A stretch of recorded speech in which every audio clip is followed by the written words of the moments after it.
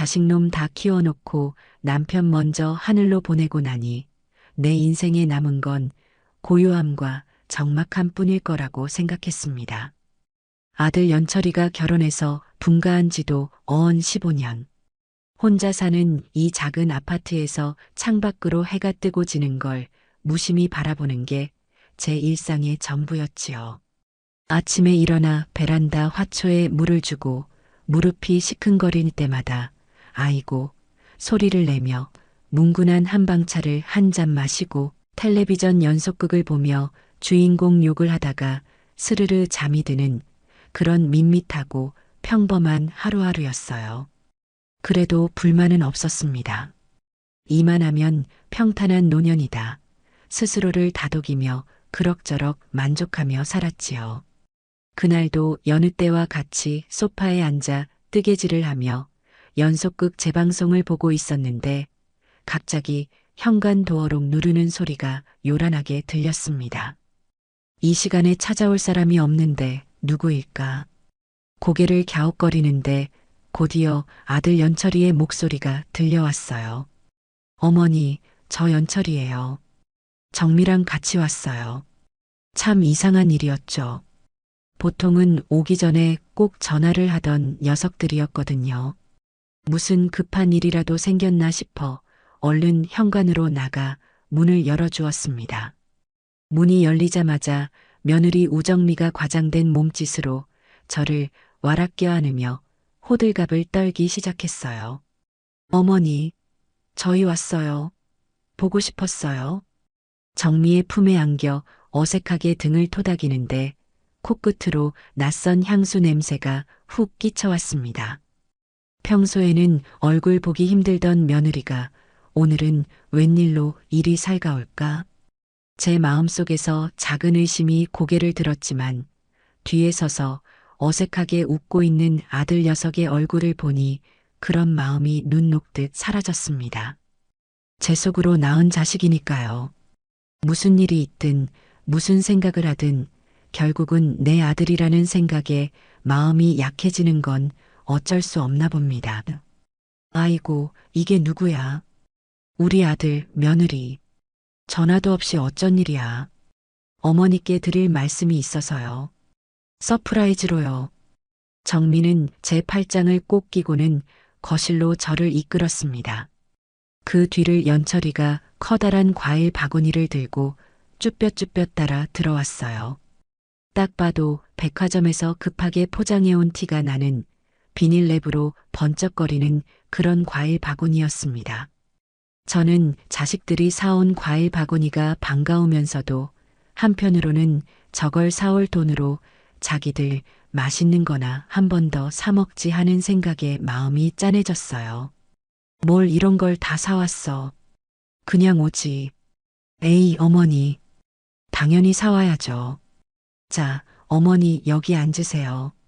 정미는 저를 소파 가장 상석에 앉히고는 자기는 제 옆에 바싹 붙어 앉았습니다. 연철이는 그런 아내의 눈치를 한번 살피더니 맞은편 작은 의자에 엉거주춤 걸터 앉았고요. 꼭 사장님 앞에 불려온 부하 직원 같은 모습이었습니다. 잠시 어색한 침묵이 흘렀고 저는 부엌으로 과도라도 가져와야 하나 고민하고 있었어요. 그때 정미가 결심한 듯 입을 열었습니다. 어머니, 이제 곧 칠순이시잖아요. 그렇지.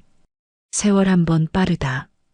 너희 아빠 환갑잔치 해준 게 엊그제 같은데 내가 벌써 칠순이라니.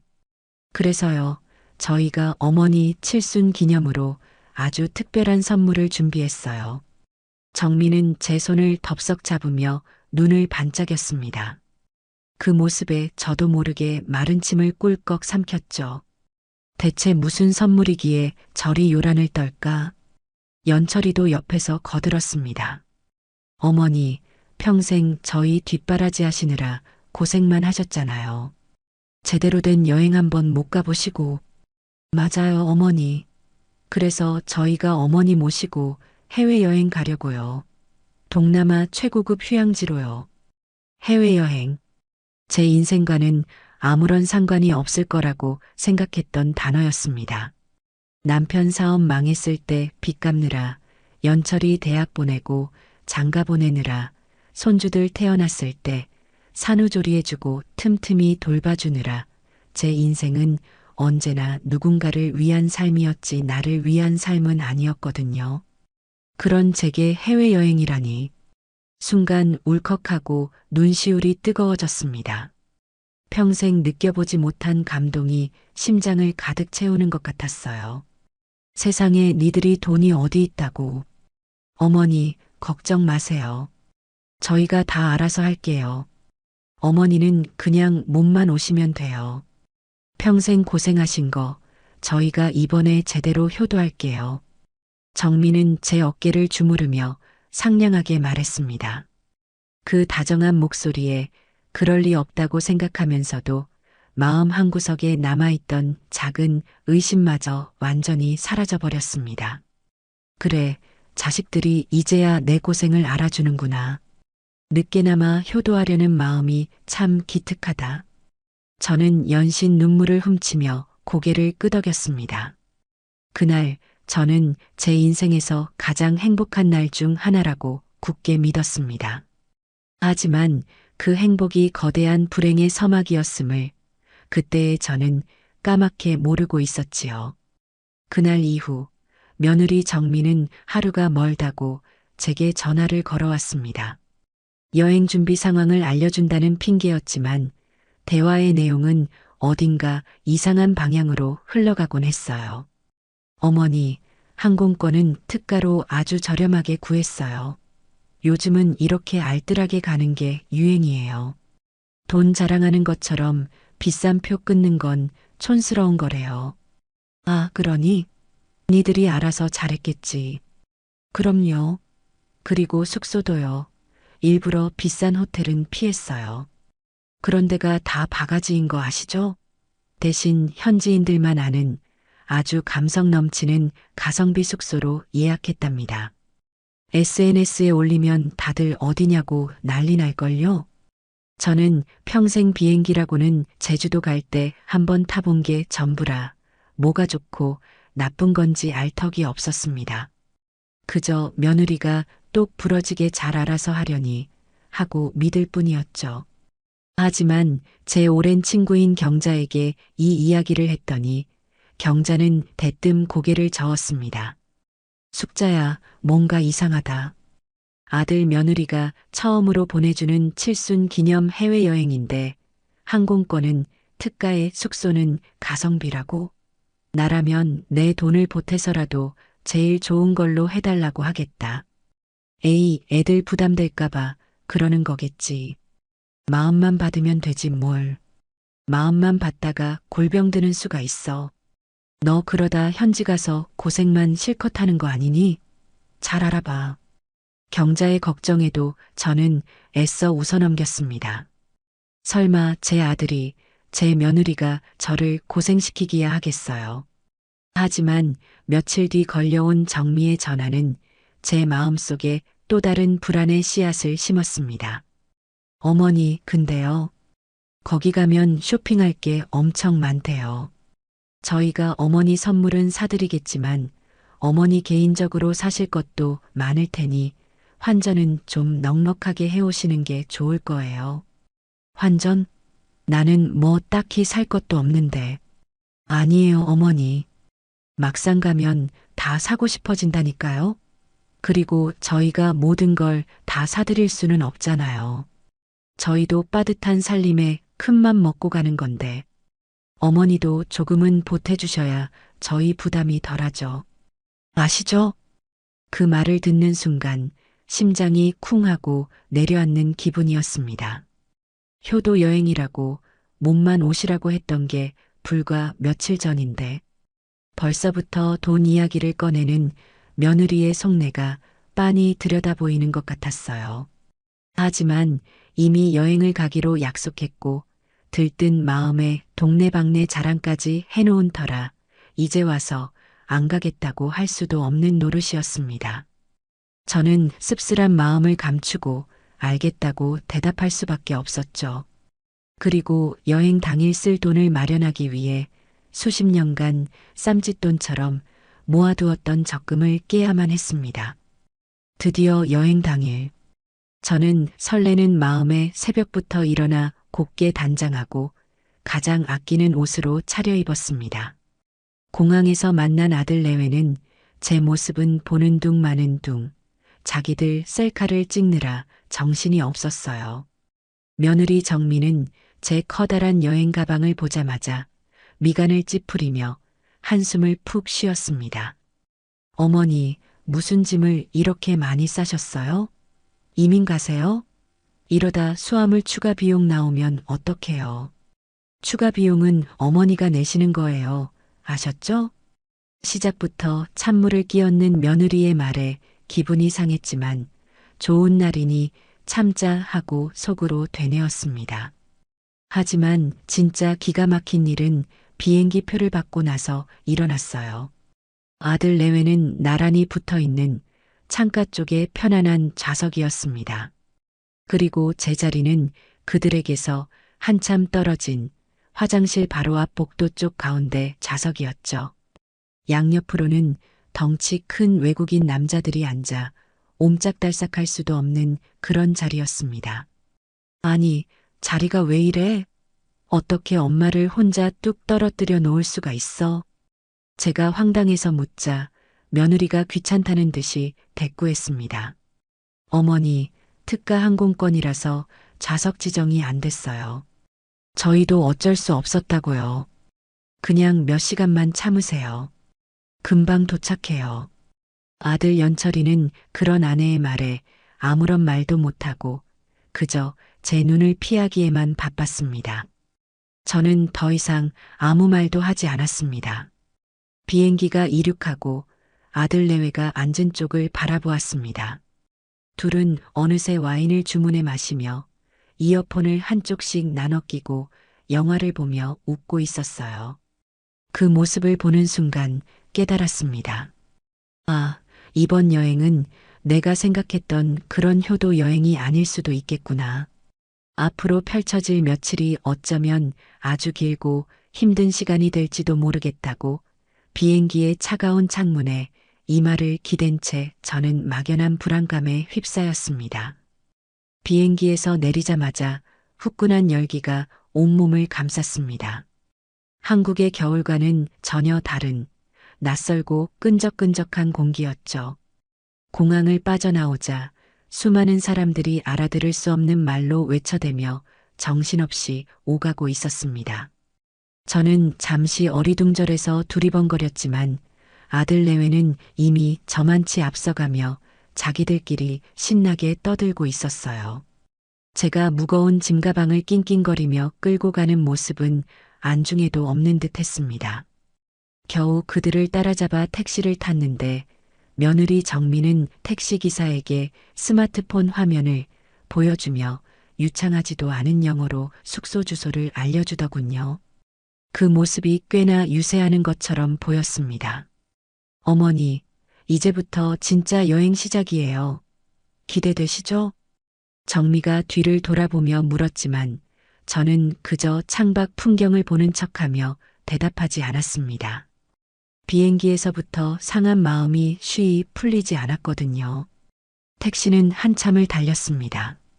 처음에는 번쩍이는 건물들과 화려한 상점들이 보이더니 갈수록 길은 좁아지고 건물들은 낡아졌어요.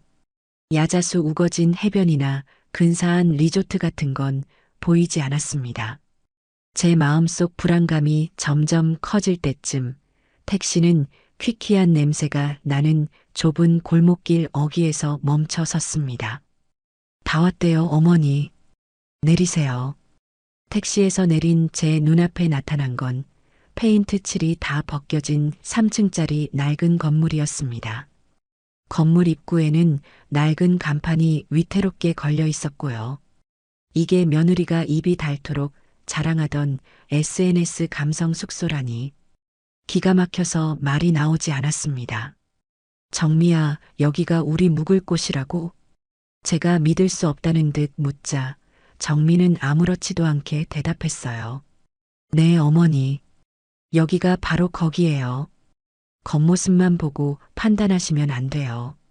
안으로 들어가면 완전 다른 세상이라니까요. 요즘 젊은 사람들은 이런 데를 더 좋아해요. 진짜 여행 고수들만 아는 곳이죠. 연철이는 이번에도 역시 아무 말 없이 아내의 눈치만 살피며 짐을 내리고 있었습니다. 저는 더 이상 따져 묻는 것을 포기하고 그들을 따라 안으로 들어갔습니다. 아니라고 해서 별반 다를 건 없었어요. 퀴퀴한 곰팡이 냄새와 눅눅한 공기가 코를 찔렀고 복도 전등은 반쯤 나가서 어두컴컴했습니다. 우리가 배정받은 방은 삐걱거리는 나무 문을 열고 들어가야 했는데 안에는 낡은 침대 2개와 작은 냉장고 하나가 전부였습니다. 화장실에서는 하수구 냄새가 올라왔고요. 어머니는 저쪽 침대 쓰세요. 저희는 이쪽 쓸게요. 정민은 마치 제게 큰 선심이라도 쓰는 것처럼 말하고는 제 짐가방을 침대 옆 구석으로 툭 밀어놓았습니다. 그러고는 갑자기 스마트폰을 꺼내 들더니 창가로 가 커튼을 활짝 젖혔어요. 창밖으로는 옆 건물의 시커먼 벽이 보일 뿐이었지만 정민은 아랑곳하지 않고 가장 그럴듯한 각도를 찾아 사진을 찍기 시작했습니다. 자기야, 나 여기 좀 봐봐. 이쪽으로 햇살 들어오는 거 완전 예술이지 않아?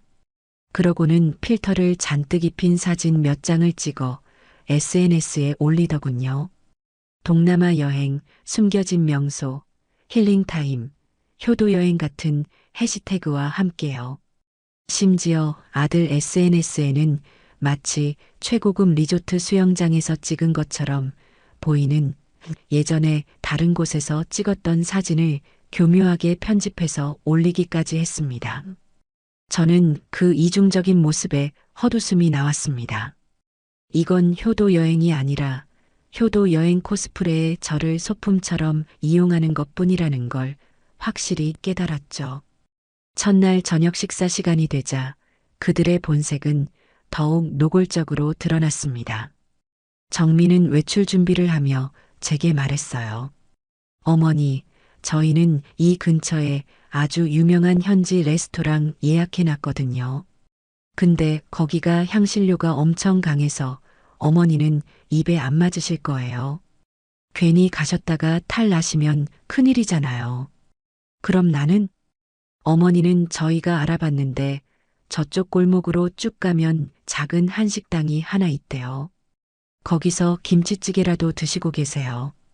저희가 금방 다녀올게요. 그러면서 정미가 제 손에 쥐어준 건 김치찌개 하나 겨우 사 먹을 정도의 현지 돈이었습니다.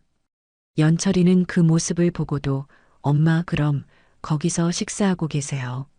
저희 다녀올게요. 라는 말만 남기고 아내를 따라 횡하니 나가버렸습니다. 텅 빈 방에 홀로 남겨진 저는 손에 쥔 돈을 한참 동안 내려다보았습니다. 서러움에 눈물이 핑 돌았지만 낯선 타국에서 굶을 수는 없는 노릇이었습니다. 저는 무거운 발걸음을 옮겨 며느리가 알려준 한식당을 찾아갔습니다. 식당은 허름하기 짝이 없었고 주인아 주머니는 제가 불쌍했는지 반찬이라도 더 챙겨주려고 애쓰셨어요. 꾸역꾸역 밥을 목으로 넘기는데 스마트폰 알림이 울렸습니다. 며느리가 보낸 메시지였죠. 메시지에는 보기에도 화려한 랍스터 요리와 와인 사진이 담겨 있었습니다. 어머니, 저희는 저녁 맛있게 먹고 있어요. 어머니도 식사 잘 챙겨 드세요라는 글과 함께요. 저는 그 사진을 보는 순간 밥맛이 뚝 떨어져 수저를 내려놓았습니다. 그날 밤 아들 내외는 밤늦게까지 술에 취해 돌아와서는 자기들끼리 뭐가 그리 즐거운지 낄낄거리며 잠이 들었습니다. 저는 뜬 눈으로 밤을 새우며 이 지옥 같은 여행을 어떻게 견뎌야 할지 막막하기만 했습니다. 다음 날 며느리는 쇼핑을 하러 가자며 저를 이끌었습니다. 하지만 우리가 도착한 곳은 번화한 쇼핑몰이 아니라 온갖 조악한 물건들을 쌓아놓고 파는 시끄러운 시장이었습니다. 어머니, 여기가 진짜 백이 쇼핑 명소예요. 명품 같은 건 다 한국에도 있잖아요. 이런 데서 현지 느낌 물씬 나는 기념품을 사야죠. 정민은 제 손을 끌고 다니며 코끼리가 그려진 조잡한 티셔츠 몇 장과 나무를 깎아 만든 작은 장식품 몇 개를 샀습니다. 그러고는 마치 대단한 선심이라도 쓰는 것처럼 제게 건네며 생색을 냈어요. 자, 어머니. 이거 다 어머니 선물이에요. 예쁘죠? 저는 아무 말 없이 고개만 끄덕였습니다. 시장 구경을 30분쯤 했을까 정민은 갑자기 피곤한 기색을 내비치며 말했습니다. 어머니, 날도 덥고 슬슬 피곤하시죠? 저희가 택시 잡아드릴 테니 먼저 숙소에 들어가서 쉬고 계세요. 저희는 좀 더 둘러볼 데가 있어서요. 저는 그들의 속셈을 모를 리 없었지만 더 이상 그들과 함께 있는 것 자체가 고역이었기에 군말 없이 알겠다고 했습니다. 정민은 제게 택시비를 쥐어주고는 마치 짐짝을 부리듯 저를 택시에 태워보냈습니다. 택시 뒷좌석에 앉아 백미러로 멀어지는 그들의 모습을 보았습니다. 둘은 제 택시가 골목을 완전히 빠져나가자마자 기다렸다는 듯이 큰 길로 나가 다른 택시를 잡아탔습니다. 그 택시가 향하는 방향은 분명 이 도시에서 가장 큰 명품 아울렛이 있는 곳이었죠. 그날 저녁 숙소로 돌아온 며느리의 양팔에는 제가 평생 이름도 들어보지 못한 번쩍이는 명품 쇼핑백들이 주렁주렁 들려 있었습니다. 연철이는 마치 짐꾼처럼 그 뒤를 따르고 있었고요. 정민은 제 앞에서는 쇼핑백들을 침대 밑에 감추는 척했지만 제가 잠시 화장실에 다녀온 사이 그것들을 하나씩 꺼내보며 거울 앞에서 대보는 모습을 똑똑히 보았습니다. 그 순간 저는 더 이상 분노도 서러움도 느끼지 못했습니다. 대신 차가운 결심 하나가 제 마음속에서 단단하게 굳어지고 있었습니다. 이 여행이 끝나면 내 인생에서 저 두 사람을 완전히 지워버려야겠다고 말입니다. 여행 셋째 날 아침이 밝았습니다. 그날은 아침부터 유난히 소란스러웠어요. 아들 연철이가 갑자기 온 방안을 뒤집어 놓으며 부산을 떨기 시작했습니다. 아, 큰일 났네. 내 지갑이 없어졌어. 연철이는 침대 밑을 들여다보고 옷가지들을 다 털어보고 가방 속을 몇 번이나 확인했지만 지갑은 보이지 않았습니다. 며느리 정민은 옆에서 발을 동동 구르며 안절부절 못하는 연기를 펼쳤죠. 어머, 자기야. 어떡해. 어제 저녁 먹고 나서도 분명히 있었잖아. 혹시 식당에 두고 온 거 아니야? 아니야. 내가 계산하고 분명히 주머니에 넣었어. 아무리 생각해도 없어. 진짜 큰일이다. 카드고 현금이고 다 거기 있는데. 저는 말없이 그 광경을 지켜보았습니다. 너무나도 어설픈 연극이었지만 저는 모른 척 해주기로 했습니다. 그들이 대체 어디까지 하나 보고 싶었거든요. 결국 지갑 찾기를 포기한 연철이는 망연자실한 표정으로 바닥에 주저앉았습니다. 정민은 그런 남편의 등을 토닥이며 위로하는 척하더니 이내 제게로 고개를 돌렸습니다. 그 눈빛에는 기다렸다는 듯한 교활함이 번뜩이고 있었어요. 어머니, 정말 죄송해요. 저희가 너무 부주의했나 봐요. 오늘 일정은 다 취소해야 할 것 같아요. 지갑 잃어버린 건 안 됐지만 그렇다고 여행 와서 방에만 있을 수는 없지 않니? 그래도 돈이 하나도 없는데 어떡해요. 정미가 말끝을 흐리자 연철이가 마지못해 입을 열었습니다. 엄마, 정말 죄송한데 오늘 하루만이라도 엄마 카드로 좀 쓰면 안 될까요? 한국 돌아가자마자 바로 갚아드릴게요. 올 것이 왔구나 싶었습니다. 저는 잠시 망설이는 척하다가 지갑에서 제 카드를 꺼내 아들에게 건넸습니다. 여기 있다. 잃어버리지 말고 잘 써라. 어머니, 정말 감사해요. 역시 어머니밖에 없어요. 정민은 제 손에서 카드를 거의 낚아채다시피 하더니 언제 걱정했냐는 듯 얼굴에 환한 미소를 피웠습니다. 신기한 일이었습니다. 제 카드를 손에 쥐자마자 아들 내외의 씀씀이는 하루아침에 달라졌습니다. 어제까지만 해도 길거리 음식 하나 사 먹는 것조차 아까워하던 그들이 갑자기 최고급 레스토랑에 들어가 가장 비싼 메뉴를 주문하고 유명 관광지에서는 기다리는 시간이 아깝다며 웃돈을 주고 입장권을 샀습니다. 정민은 기념품 가게에 들어갈 때마다 망설임 없이 물건을 집어들었고 그때마다 연철이는 제 카드를 꺼내 척척 긁어댔습니다. 어머니, 이것도 예쁘죠? 이것도 어머니 선물이에요. 정민은 제게 선물을 사준다는 명목으로 사실은 자기가 갖고 싶은 것들을 잔뜩 사들였습니다. 그러면서 제 옆에 붙어 연신아양을 떨었죠. 어머니, 역시 돈은 이럴 때 쓰려고 버는 거죠. 안 그래요? 아낄 땐 아끼더라도 쓸 땐 화끈하게 써야 인생이 즐거운 거 아니겠어요? 저는 아무 대답 없이 그저 쓴웃음만 지었습니다. 제 피 같은 돈이 저들의 허영심을 채우는데 연기처럼 사라지는 것을 지켜보는 심정은 겪어보지 않은 사람은 모를 겁니다. 그날 오후 우리는 전망 좋은 야외 카페에 자리를 잡았습니다.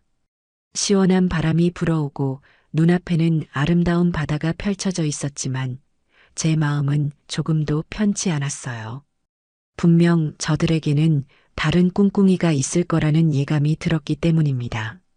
아니나 다를까 잠시 주변 풍경을 감상하는 척하던 연철이가 조심스럽게 입을 열었습니다.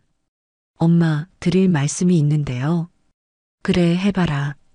저 엄마 지금 사시는 아파트 말이에요. 드디어 본론이 나오는구나 싶었습니다. 저는 들고 있던 찻잔을 내려놓고 아들의 얼굴을 똑바로 쳐다보았습니다. 연철이는 제 시선을 피하며 우물쭈물 말을 이었습니다. 그 아파트, 이제 엄마 혼자 사시기에는 너무 크고 관리하기도 힘드시잖아요. 그리고 그냥 그렇게 두면 매년 세금만 많이 나오고. 연철이의 말이 길어지자 옆에서 듣고 있던 정미가 답답하다는 듯이 끼어들었습니다. 어머니, 제가 확실하게 말씀드릴게요. 요즘 같은 저금리 시대에 아파트 하나만 덜렁 가지고 있는 건 정말 바보 같은 짓이에요. 현금 유동성이 전혀 없잖아요. 그래서 나더러 뭘 어쩌라는 거니? 저희가 아는 아주 확실한 투자처가 있어요. 어머니. 상가 건물인데 월세가 아주 꼬박꼬박 잘 나오는 곳이거든요. 어머니 아파트 파시고 그 돈 저희한테 맡기시면 저희가 거기에 투자를 해서요. 매달 따박따박 연금처럼 생활비를 드릴게요. 지금보다 훨씬 편하고 풍족하게 사실 수 있다니까요. 정민은 마치 저에게 엄청난 은혜라도 베푸는 것처럼 의기양양하게 말했습니다. 그 말을 듣고 있는 제 속에서는 천불이 났습니다. 남편과 함께 평생 고생해서 장만한 우리 가족의 역사가 고스란히 담겨 있는 그 집을 팔아서 자기들 사업 자금으로 쓰겠다는 속셈이 너무나도 빤히 보였기 때문입니다. 저를 위하는 척 포장하고 있지만 결국은 제 마지막 남은 재산까지 빼앗아 가려는 수작질에 불과했습니다. 저는 더 이상 듣고 있을 가치도 없다고 판단했습니다. 됐다. 저는 단호하게 그들의 말을 잘랐습니다. 그럴 생각 추호도 없으니 그 얘기는 다시는 꺼내지도 마라. 네.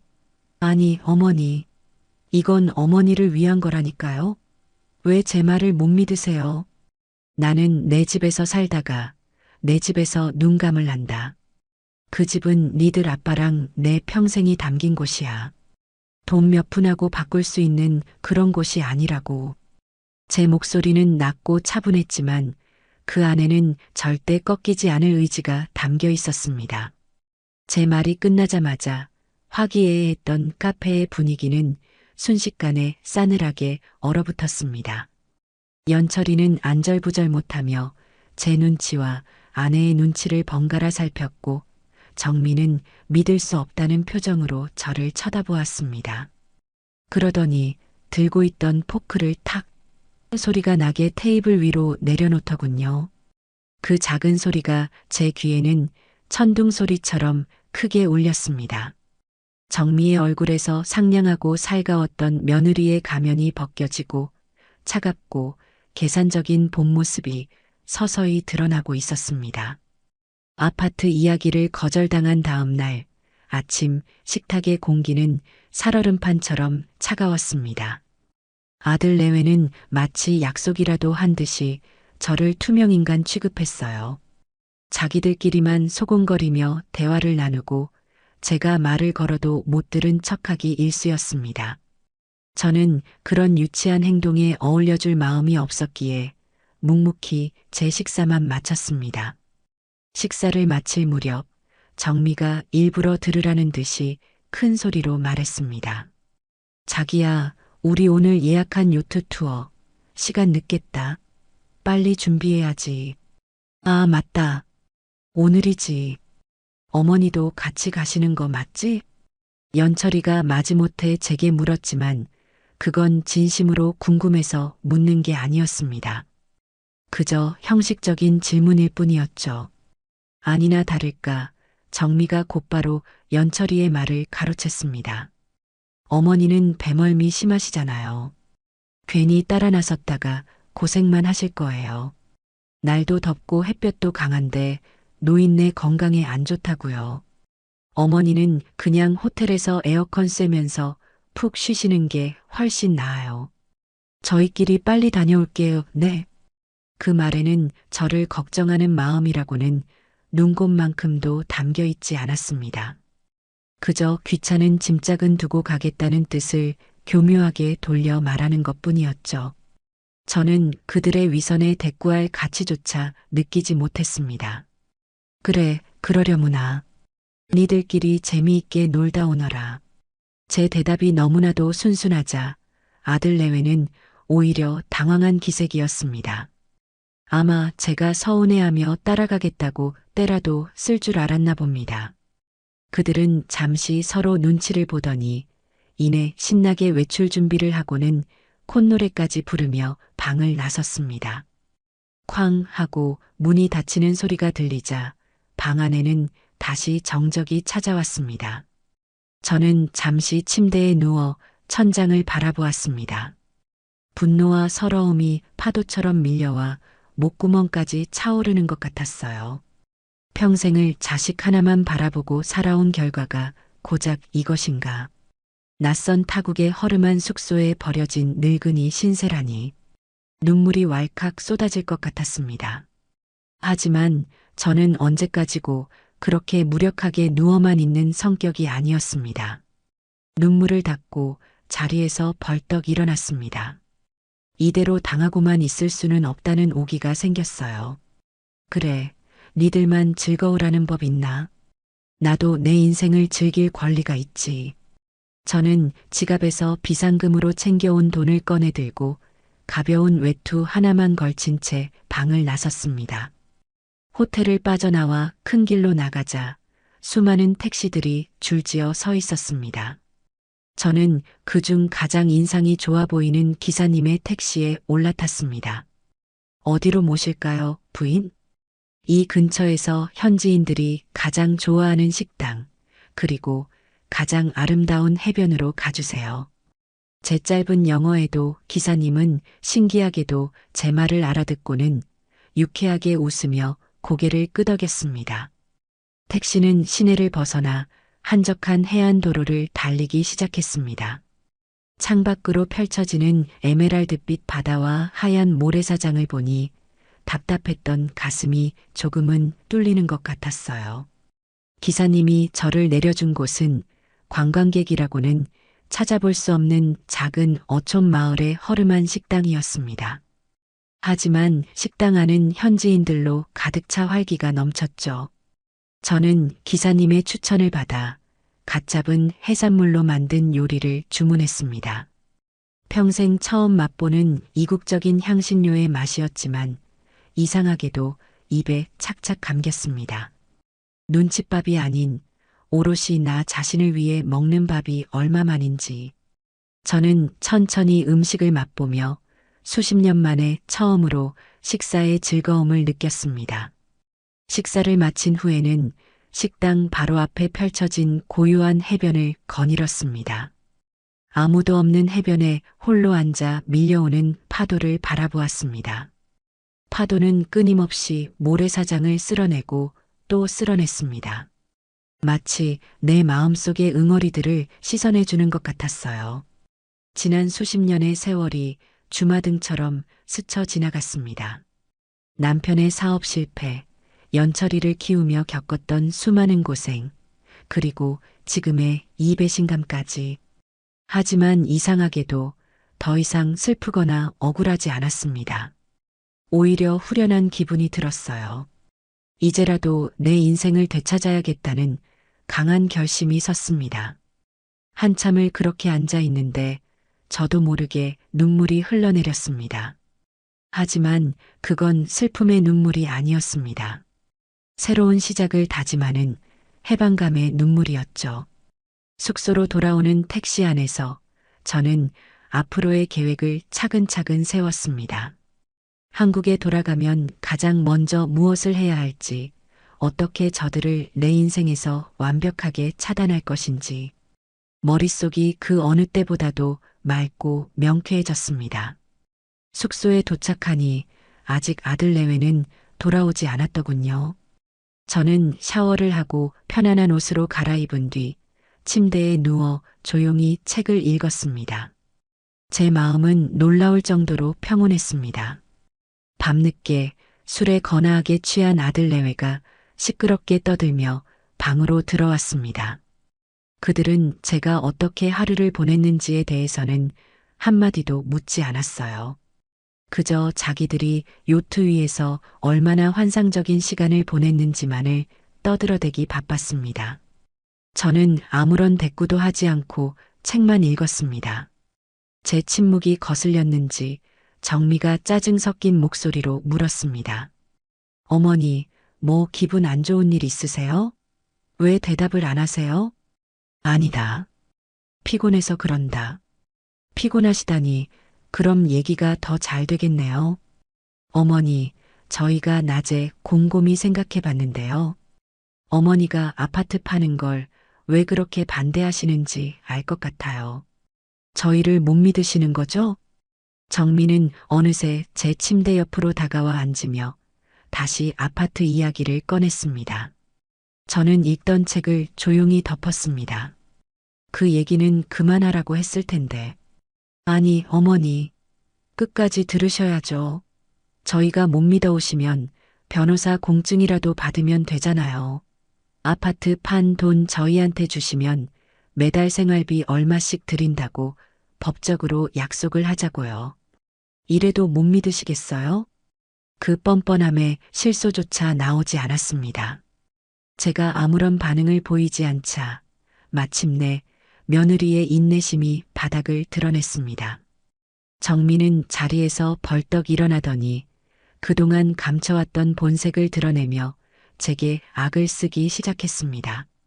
어머니, 진짜 눈치 없으시다. 저희가 왜 이 고생하면서 어머니 모시고 여행 온 것 같아요? 그깟 칠순 잔치, 밥 한 끼 사드리면 땡이지. 뭐하러 비행기값, 호텔값 써가면서 여기까지 왔겠냐고요. 다 어머니 재산 보고 그러는 거 아니에요. 그냥 좋게 좋게 넘어가시면 어디 덧나세요? 늙으셨으면 좀 자식 말도 듣고 그러셔야죠. 방 안의 공기가 얼어붙었습니다.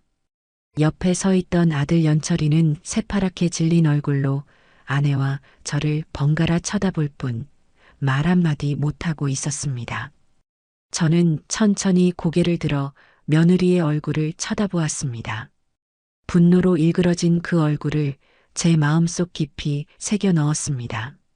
그리고 그 옆에 서서 아내가 제 어미에게 막말을 퍼붓는데도 방관만 하고 있는 한심한 아들의 얼굴도요. 그 순간 제 마음속에서 무언가 툭 하고 끊어지는 소리가 났습니다. 아, 이제 정말 끝이구나. 저는 더 이상 싸우지도 화를 내지도 않았습니다. 그럴 가치조차 없는 사람들이었으니까요. 저는 그저 조용히 다시 침대에 누워 그들을 등지고 돌아 누웠습니다. 제 등 뒤로 며느리의 저주에 가까운 악담이 계속해서 쏟아졌지만 제 귀에는 아무것도 들리지 않았습니다. 제 머릿속은 오직 한국으로 돌아가서 해야 할 일들에 대한 계획으로 가득 차 있었기 때문입니다. 이 지옥 같은 여행은 제 인생의 마지막 장을 여는 통쾌한 서막이 될 것이었습니다. 그날 밤 저는 잠들지 못했습니다. 눅눅한 냄새가 배어있는 얇은 이불을 턱 끝까지 끌어당겨 덮었지만 등 밑에서는 삐걱거리는 낡은 침대의 스프링이 제 모든 뒤척임을 기억하듯 소리를 냈습니다. 옆 침대에서는 아들 연철이의 고른 숨소리가, 아니, 어느새 그것은 둔탁한 콧꼬리 소리가 되어 방 안의 공기를 무겁게 짓누르고 있었어요. 그 옆에서는 며느리 정미가 쌕쌕거리며 깊은 잠에 빠져 있었습니다. 낮에 제게 퍼부었던 그 모진 말들이 무색할 만큼 두 사람은 참으로 평온해 보였습니다. 저는 어둠 속에서 눈을 뜬 채 천장에 매달린 낡은 실링팬이 느릿느릿 돌아가는 것을 하염없이 바라보았습니다. 팬이 한 바퀴 돌 때마다 제 인생의 장면들이 필름처럼 스쳐 지나갔습니다. 갓난아기였던 연철이가 제 품에 안겨 처음으로 엄마라고 옹알이하던 순간의 벅찬 감동. 유치원 가기 싫다고 울며 제 다리에 매달리던 작은 몸의 무게. 초등학교 입학식 날 삐뚤빼뚤한 글씨로 쓴 어머니 은혜 카드를 제게 내밀며 수줍게 웃던 아이의 얼굴.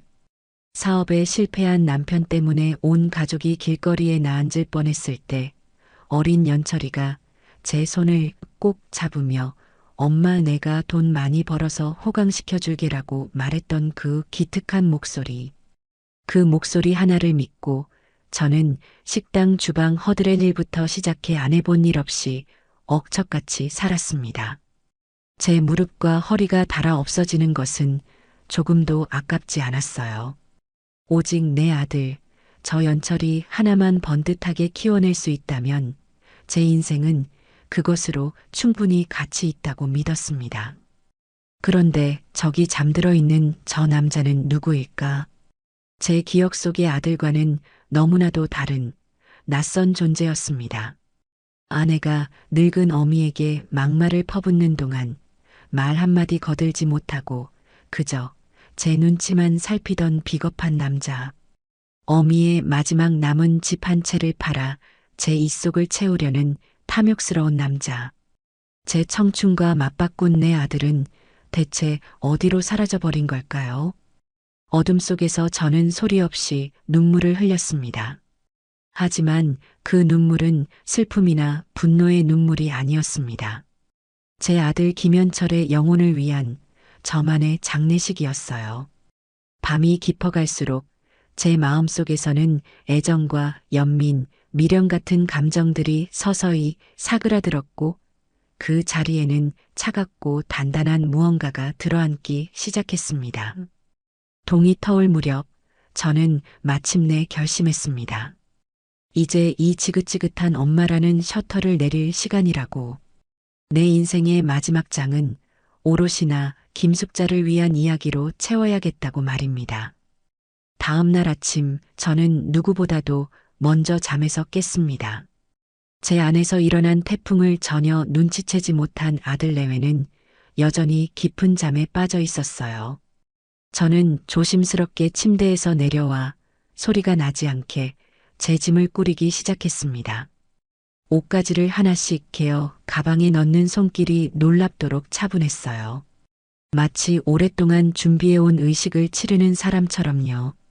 제가 짐을 거의 다 챙겼을 무렵 부스럭거리는 소리에 정미가 먼저 잠에서 깼습니다. 어머니, 벌써 일어나셨어요? 잠이 덜 깬 목소리로 묻는 며느리를 저는 아무런 대답 없이 쳐다보기만 했습니다. 제 싸늘한 시선에 정미는 순간 잠이 확 달아난 듯 어색하게 몸을 일으켰습니다. 곧이어 연철이도 눈을 비비며 일어났고요. 어색하고 불편한 침묵 속에서 아침 식사를 하러 갔을 때 그 침묵은 더욱 견고해졌습니다. 저는 오직 제 앞에 놓인 맛도 없는 토스트와 계란 프라이에만 집중했습니다. 나이프로 빵을 자르는 소리, 포크가 접시에 부딪히는 소리가 어색할 정도로 크게 울렸어요. 어머니, 아직도 화나셨어요?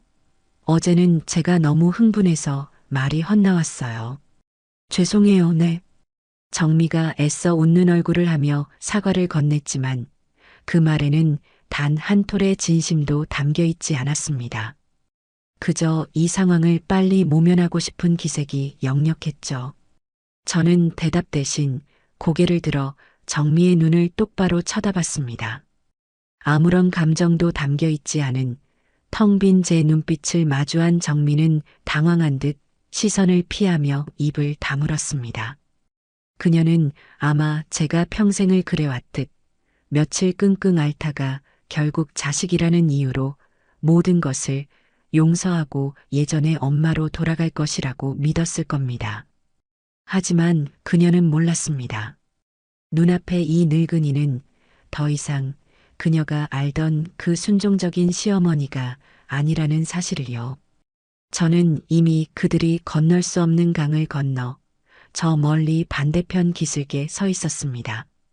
공항으로 돌아가는 내내 그들은 저를 없는 사람 취급하며 자기들끼리만 이야기를 나눴습니다.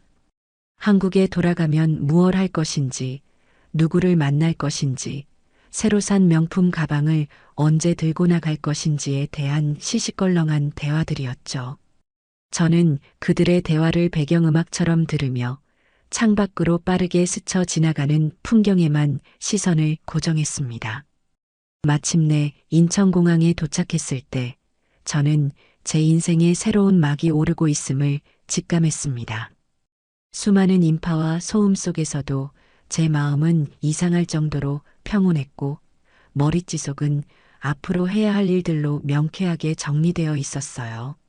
수화물을 찾는 컨베이어 벨트 앞에서 한참을 기다려 제 짐가방이 모습을 드러냈습니다.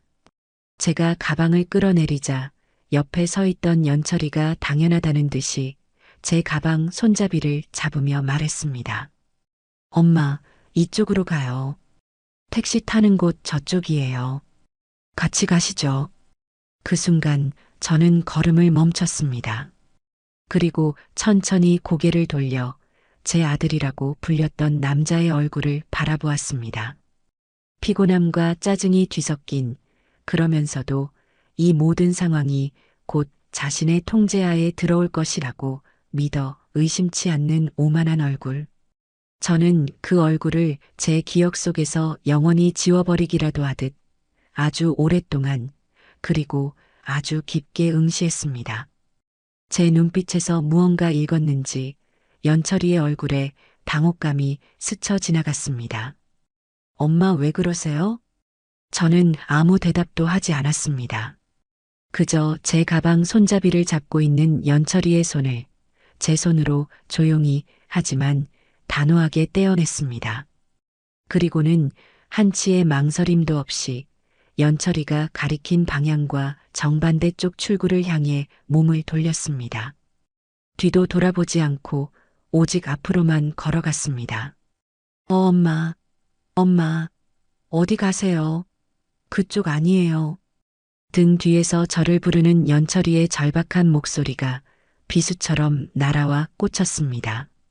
정미의 당황한 비명도 들리는 듯 했습니다. 수많은 사람들이 웅성거리며 저와 그들을 번갈아 쳐다보는 시선이 느껴졌지만 저는 조금도 개의치 않았습니다. 제 발걸음은 조금도 흐트러지지 않았어요. 수십 년간 저를 올가매었던 질긴 굴레를 끊어내고 자유를 향해 나아가는 제 인생에서 가장 당당하고 힘찬 걸음이었습니다. 여행지에서 미리 예약해둔 콜벤 기사님은 약속된 장소에서 제 이름이 적힌 팻말을 들고 저를 기다리고 있었습니다. 김숙자 어르신 맞으시죠? 짐 이리 주십시오. 기사님의 친절한 안내를 받으며 차에 올라타자 바깥 세상의 모든 소음이 거짓말처럼 차단되었습니다. 차가 부드럽게 출발하고 저는 백미러를 통해 저 멀리 출구 앞에서 여전히 저를 찾고 있는 듯 허둥대는 두 사람의 모습을 보았습니다. 점점 작아져 점처럼 사라지는 그 모습을 끝으로 저는 조용히 눈을 감았습니다. 길고 길었던 그리고 지긋지긋했던 내 인생의 일막이 그렇게 막을 내리고 있었습니다. 집으로 돌아오는 길은 제게 단순한 귀가가 아니었습니다. 그것은 새로운 삶을 향한 출정식과도 같았어요. 콜벤의 푹신한 시트에 몸을 기댄 채 저는 앞으로 해야 할 일들을 하나씩 머릿속으로 정리했습니다. 감상에 젖어 있을 시간은 없었습니다. 저들이 정신을 차리고 다시 제게 접근해 오기 전에 모든 방어막을 완벽하게 구축해야만 했죠. 집에 도착하자마자 기사님께 넉넉하게 팁을 챙겨드리고 현관문 앞에 여행 가방을 세워둔 채 곧장 밖으로 나섰습니다. 제 손에는 지난 몇 년간 제 모든 연락을 담고 있던 낡은 스마트폰이 들려 있었습니다. 가장 먼저 찾아간 곳은 동네에서 가장 큰 통신사 직영점이었습니다. 번호표를 뽑아들고 잠시 기다리는 동안 저는 제 휴대폰에 저장된 수백 개의 연락처를 스크롤하며 내려보았습니다. 그중 90% 이상은 아들 내외와 관련된 사람들이었습니다. 아들의 친구들, 며느리의 친정 식구들, 그들의 동창들까지. 저는 미련 없이 그 번호들을 하나씩 삭제하기 시작했습니다. 제 새로운 인생에는 더 이상 필요 없는, 아니, 있어서는 안 될 이름들이었죠.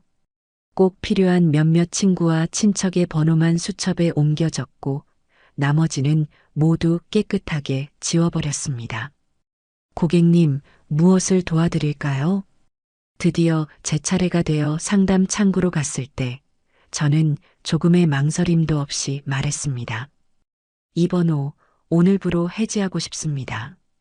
그리고 완전히 새로운 번호로 가장 최신형 휴대폰을 사고 싶어요.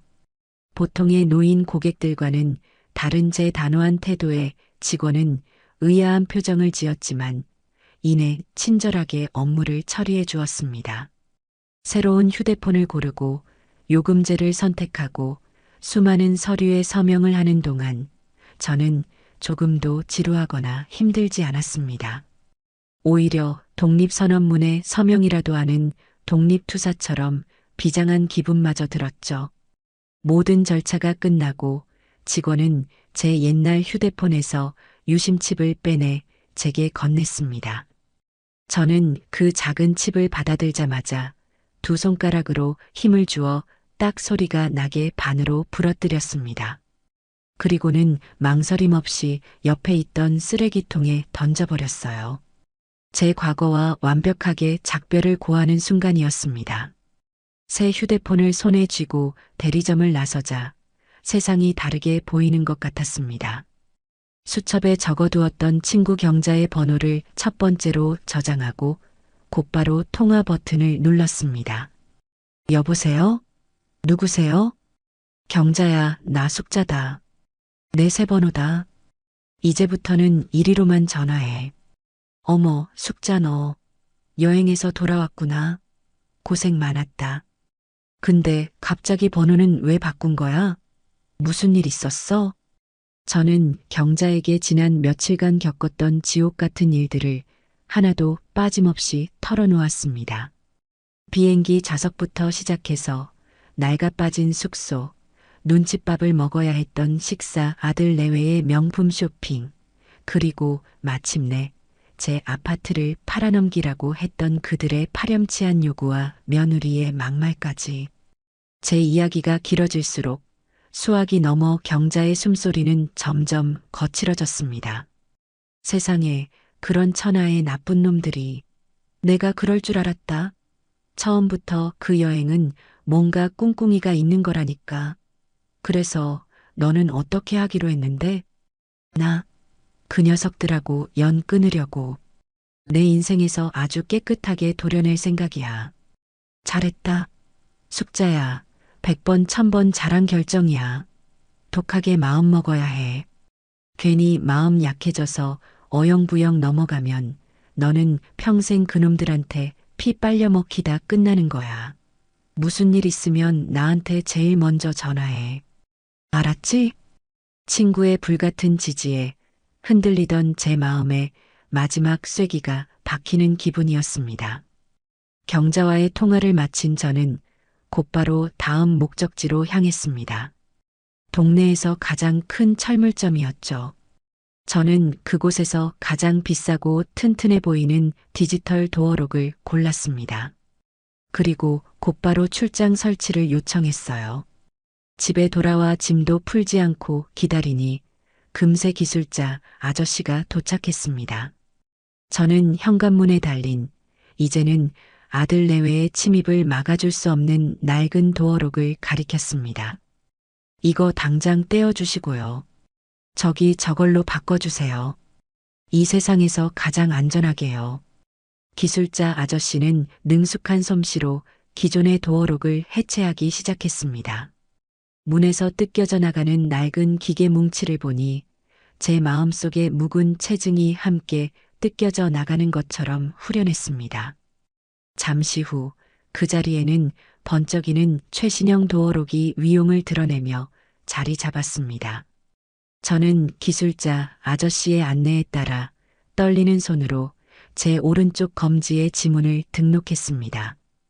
평생 자식들을 위해 밥을 짓고 빨래를 하고 돈을 벌었던 바로 그 손가락이었습니다.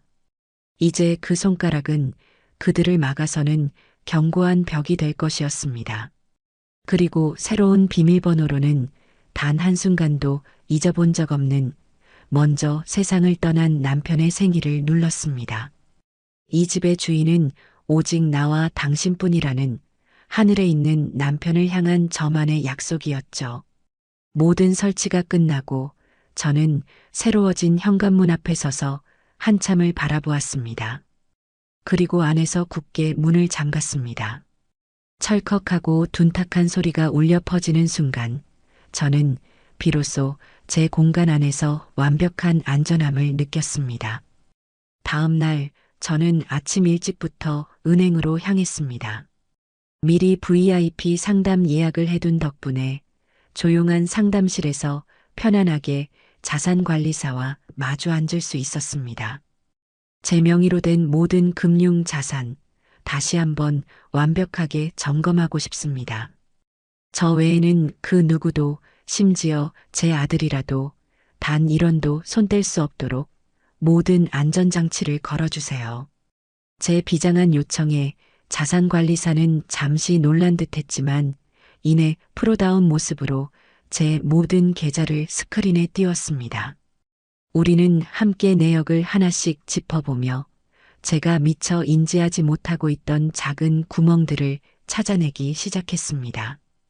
오래전에 며느리에게 혹시 모를 때 쓰라며 줬던 가족카드, 아들 녀석의 이름으로 매달 소액이 빠져나가던 정체 모를 후원금 자동이체 등 저는 그 모든 연결고리를 그 자리에서 잘라냈습니다.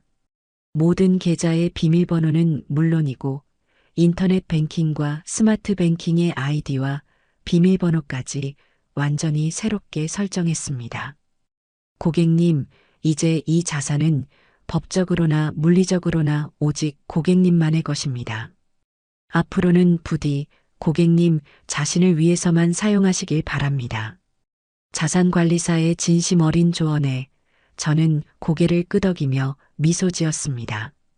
은행을 나서는 제 발걸음은 날아갈 듯이 가벼웠습니다.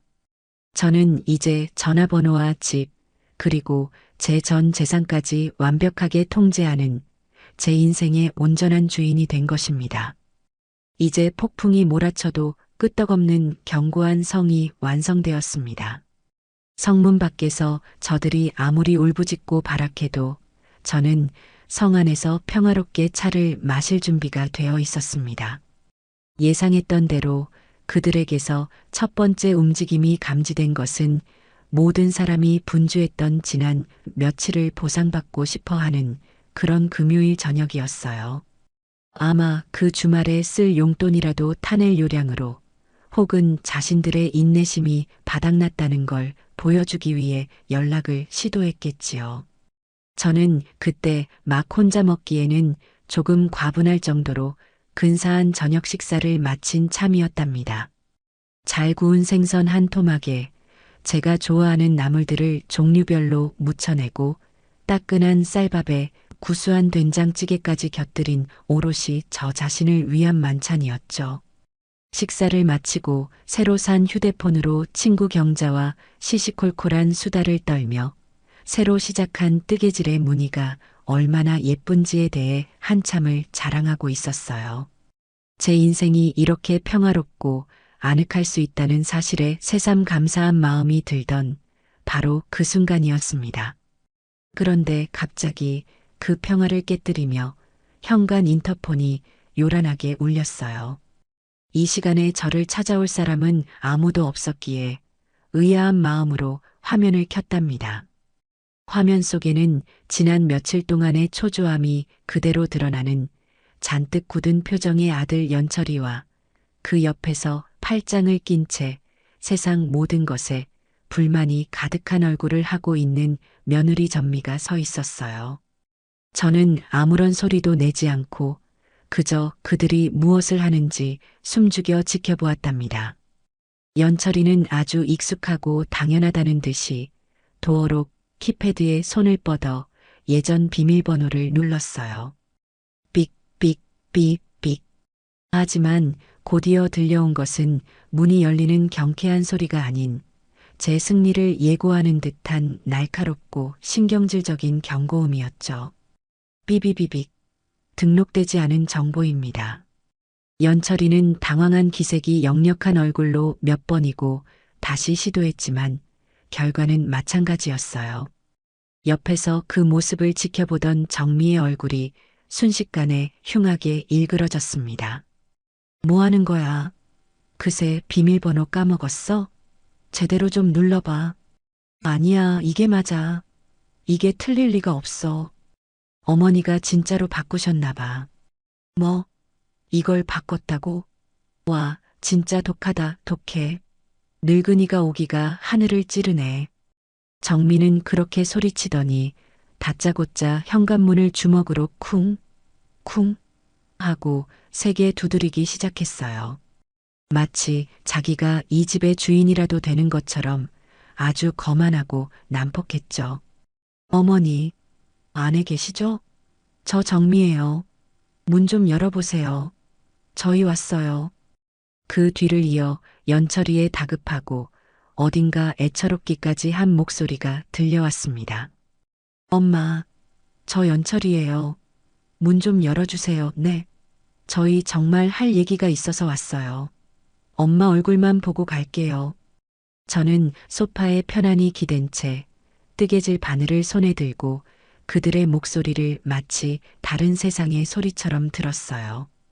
마치 텔레비전 드라마 속에서 막장 부부싸움을 하는 한 장면을 보고 있는 기분이었죠. 제 마음은 잔잔한 호수처럼 조금의 미동도 없었답니다. 오히려 그들의 목소리가 점점 더 커지고 문을 두드리는 소리가 격렬해질수록 제 마음은 더욱더 평온해지는 이상한 경험을 했어요. 한참을 소리치고 문을 두드리던 그들은 제가 아무런 반응이 없자 점점 이성을 잃기 시작했습니다. 어머니, 이러시는 거 아니에요. 저희가 뭘 그렇게 죽을 죄를 지었다고 이러세요. 대화로 풀어요, 네. 야, 김현철, 너가 아들이라며. 어떻게든 해보라니까. 이대로 그냥 갈 셈이야? 이 집이 어떤 집인데. 저 집 팔면 우리 빚 다 갚고도 남는 거 뻔히 알면서. 정민은 이제 거의 악을 쓰고 있었어요. 이 집이 어떤 집인데 라는 그 말 속에 그들의 모든 욕망과 추악한 속내가 담겨 있었죠. 저는 인터폰의 통화 버튼을 눌러 아주 작고 얼음장처럼 차가운 목소리로 말했어요. 시끄럽다. 내 집 앞에서 더 이상 소란 피우지 말고 당장 돌아가라. 제 목소리가 스피커를 통해 흘러나가자 문 밖의 소음이 순간 거짓말처럼 멎었어요. 제가 안에 살아있다는 사실을 확인한 그들은 오히려 더욱 기세등등해졌죠. 어머니, 안에 계셨네요. 그럼 문 여시면 되잖아요. 왜 사람을 이렇게 문전박대하세요? 저희가 칠순 여행 보내드린 성의를 이렇게 무시하시면 어떡해요? 다시 한번 말한다. 1분 안에 당장 여기서 사라지지 않으면 경찰을 부를 수밖에 없다. 경찰이라는 말에 그들은 잠시 주춤하는 듯 했어요. 하지만 그것도 잠시 정미가 다시 길길이 날뛰기 시작했죠. 경찰이요? 지금 저희를 협박하시는 거예요? 좋아요. 부르세요. 어디 한번 불러보시라고요. 경찰 오면 누가 더 창피한지 한번 보자고요. 자식 집에 못 들어가게 막는 비정하고 독한 늙은이라고 온 동네에 소문 다 날 줄 아세요. 저는 더 이상 상대할 가치를 느끼지 못하고 인터폰 전원을 꺼버렸어요.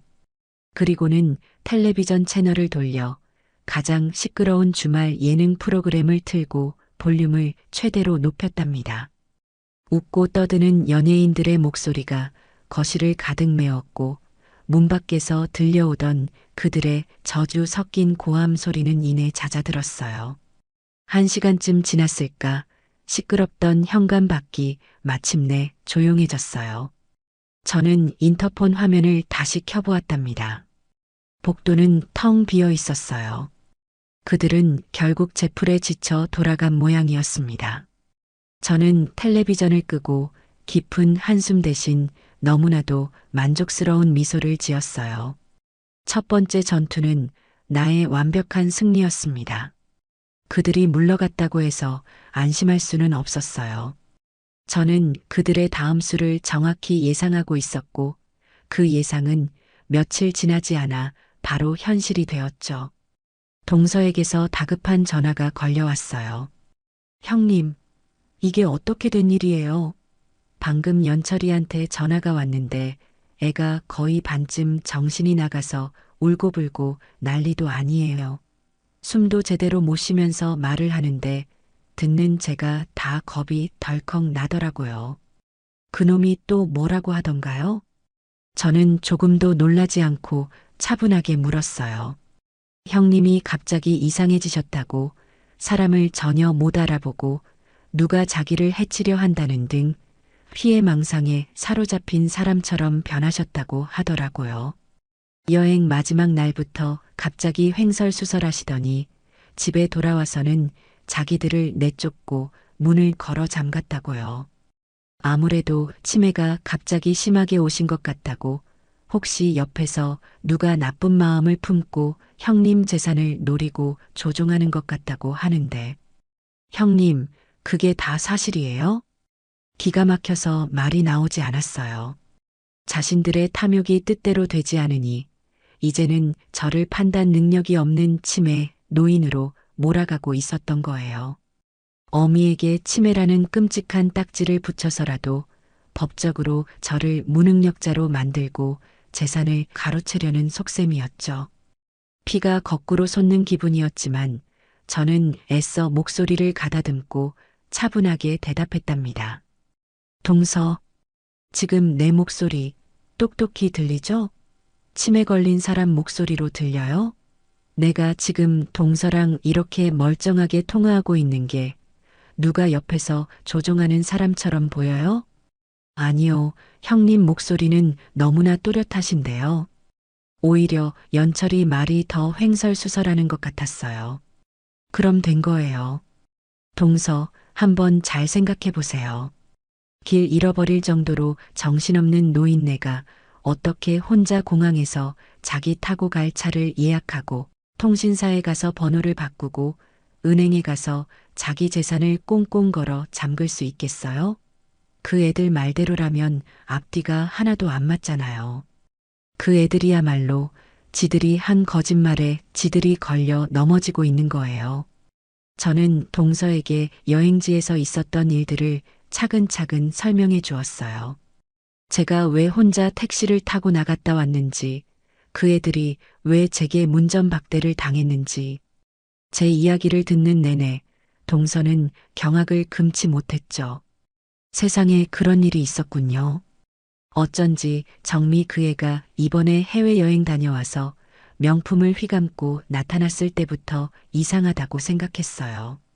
형님, 정말 죄송해요. 제가 조카 교육을 잘못 시켰네요. 동서 잘못 아니에요. 다 제 업보인 것을. 그러니 동서, 앞으로 연철이나 정미한테서 무슨 연락이 와도 절대 믿지 마세요.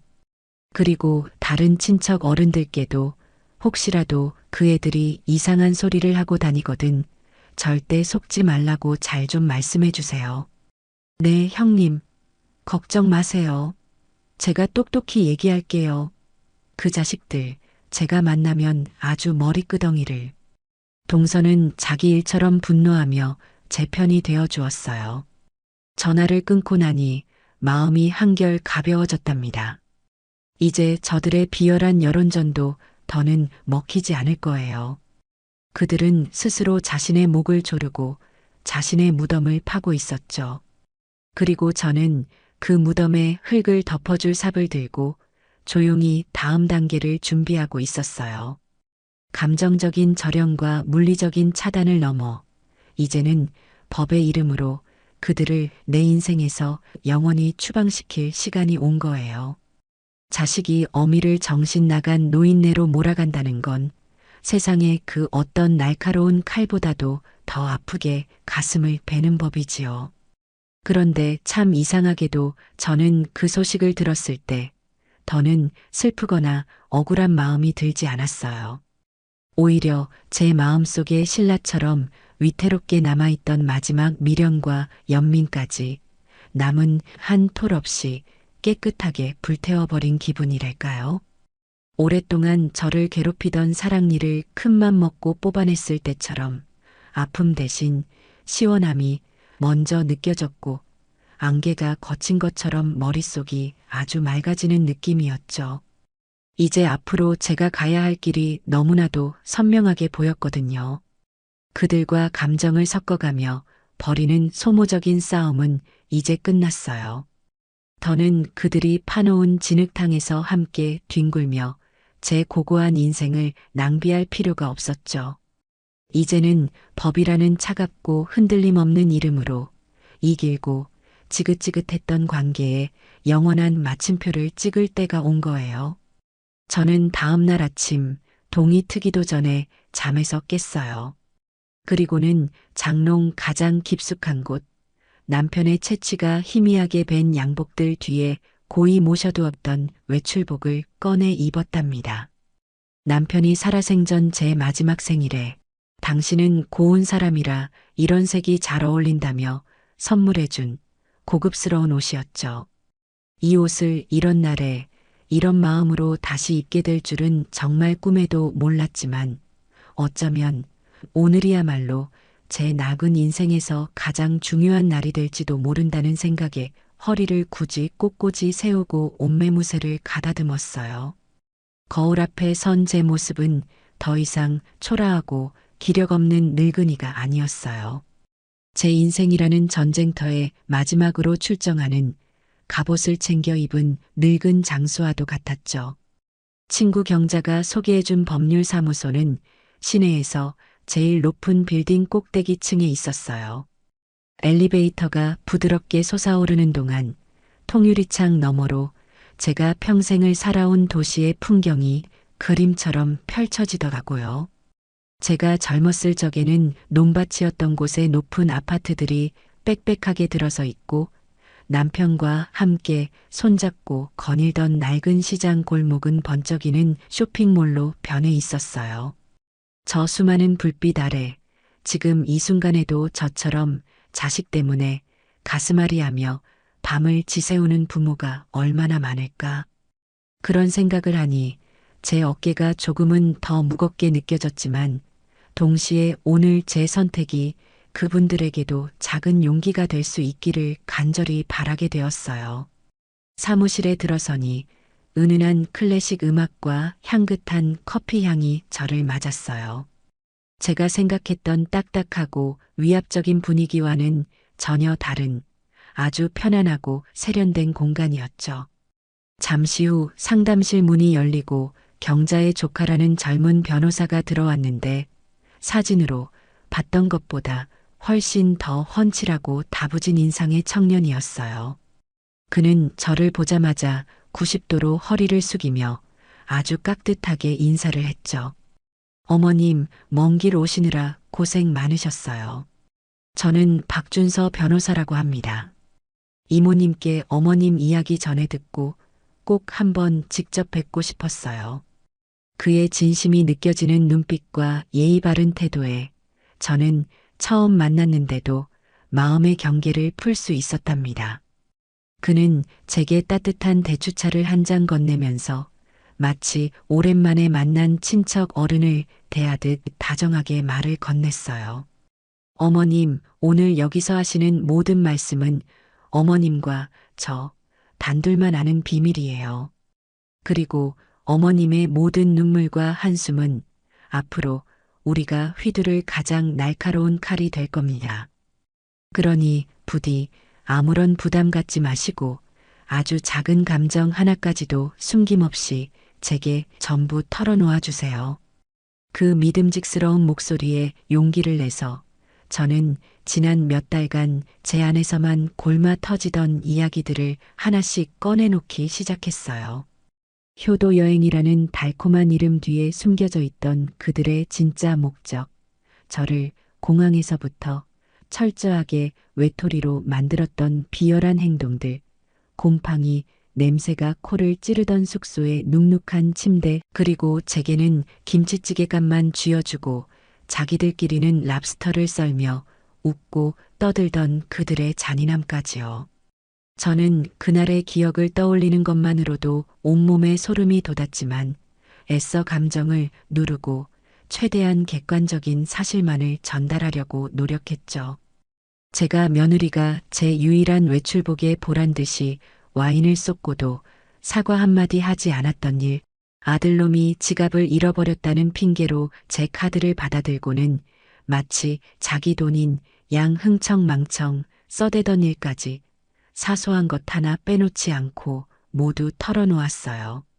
제가 여행 마지막 날 홀로 택시를 타고 찾아갔던 그 고요한 바닷가 이야기를 할 때쯤에는 제 이야기를 묵묵히 듣고 있던 박 변호사의 눈가가 붉게 충혈되어 있었어요. 그는 더 이상 펜을 움직이지 않았어요. 대신 두 손을 깍지 낀 채 테이블 아래로 내렸는데 그 손등에 하얗게 힘줄이 돋아나는 게 보였죠. 어머님 정말 힘드셨겠어요. 그는 잠시 말을 잇지 못하고 착잡한 표정으로 서류만 뒤적이더라고요. 저는 쉬지 않고 말을 이었어요. 한국에 돌아와 제가 어떻게 그들과의 연결고리를 하나씩 잘라냈는지, 그들이 어떻게 제 집 문 앞에서 행패를 부리고 마침내 저를 치매 노인으로 몰아세웠는지에 대해서요. 제 이야기가 모두 끝났을 때 상담실 안에는 무거운 침묵이 흘렀어요. 박 변호사는 한참 동안 창밖을 바라보더니 이내 결심한 듯 단호한 표정으로 제게 고개를 돌렸죠. 어머님, 이건 단순한 가족 문제가 아니에요. 명백한 범죄 행위입니다. 재산을 목적으로 어머님을 속이려 한 것은 큰 죄입니다. 그리고 어머님의 명예를 깎아내린 것은 허위사실 유포를 통한 명예훼손이고요. 어머님께서 원하신다면 지금 당장 형사 고소 절차를 진행할 수도 있어요. 아니요, 변호사님. 저는 그 아이들을 감옥에 보내고 싶은 마음까지는 없어요. 그저 제 남은 인생에서 그 아이들의 그림자조차 밟지 않고 평화롭게 살고 싶을 뿐이에요. 다시는 내게 돈을 요구하지도, 나를 찾아오지도, 내 이름을 입에 올리지도 못하게 만들고 싶어요. 법적으로 완벽하게 남남이 될 수 있는 방법은 없을까요? 제 간절한 질문에 박 변호사는 확신에 찬 목소리로 대답했어요. 물론 있습니다, 어머님. 지금 이 순간 우리가 해야 할 일은 바로 내용 증명이라는 이름의 선전포고를 하는 것이에요. 어머님의 확고부동한 의지를 법의 이름으로 기록하여 그들에게 보내는 최후 통첩이죠. 이 서류 한 장이 앞으로 그들이 어머님 앞에서 감히 고개조차 들지 못하게 만드는 강력한 족쇄가 될 겁니다. 그날 오후 내내 저는 박 변호사와 함께 내용 증명 문안을 작성했어요. 그건 단순히 법률적인 사실을 나열한 건조한 문서가 아니었답니다. 그곳에는 제 피눈물과 고통, 그리고 제 남은 인생을 지키겠다는 비장한 결의가 빼곡하게 담겨 있었죠. 박 변호사는 제가 털어놓은 모든 사실들을 법률 용어로 날카롭게 다듬었고, 저는 그 옆에서 그날의 기억들을 다시 복기하며 문장을 수정하고 보완했어요. 특히 며느리가 제게 퍼부었던 막말은 그 모욕적인 뉘앙스까지 살려서 그대로 담아달라고 신신당부했죠. 상기인 우정미는 어머니, 진짜 눈치 없으시다. 저희가 왜 이 고생하면서 어머니 모시고 여행 온 것 같아요? 그깟 칠순 잔치, 밥 한 끼 사드리면 땡이지. 뭐하러 비행기가, 호텔값 써가면서 여기까지 왔겠냐고요. 다 어머니 재산 보고 그러는 거 아니에요. 그냥 좋게 좋게 넘어가시면 어디 덧나세요? 늙으셨으면 좀 자식 말도 듣고 그러셔야죠. 라는 인간으로서 차마 입에 담을 수 없는 모니터 화면에 찍히는 그 문장들을 보고 있자니 그날의 수치심이 다시금 온몸을 훑고 지나가는 듯 했지만 동시에 그들의 죄악이 영원히 지워지지 않는 활자로 박제된다는 사실의 짜릿한 해방감마저 느껴졌어요. 내용 증명에는 그들의 만행을 조목조목 고발하는 것을 넘어 앞으로 그들이 지켜야 할 사항들을 명확하고 단호하게 명시했어요. 전화나 문자는 물론 제3자를 통한 그 어떤 간접적인 접촉 시도도 용납하지 않겠다는 것, 다시 한번 저의 명예를 훼손하는 언행을 할 경우 즉시 민형사상의 모든 책임을 묻겠다는 것, 그리고 모든 경고를 무시할 시에는 접근금지 가처분 신청은 물론 제가 그동안 입은 정신적 피해에 대한 손해배상 청구 소송까지 불사하겠다는 강력한 경고를 담았죠.